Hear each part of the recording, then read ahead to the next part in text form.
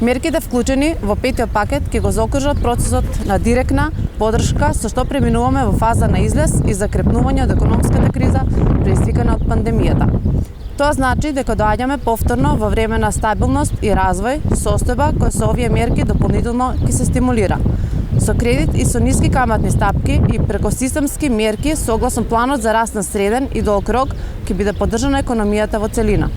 Очекуваме посериозни стапки на раст на бруто домашниот производ од вториот квартал на 2021 година.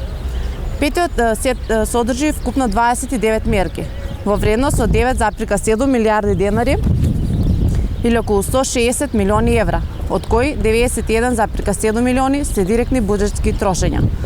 Мерките се распределени во 4 главни столбови. Прв столб – директна финансиска поддршка за компаниите со цел за задржување на работните места на граѓаните во секторите туризам, занаетчество, угостителство, транспорт, индустрија за организација на настани. Втор столб – финансиска поддршка за ликвидноста на приватниот сектор со бескаматни кредити за задржување и зголемување на бројот на работници. Трет столб – креирање по поволно делово обкружување со системско рефендирање на царинскиот тарифник, намалување на парафискалните давачки и данъчно олеснување и одложување на кај неколку јавни давачки. Четврт столб – поддршка за граѓаните.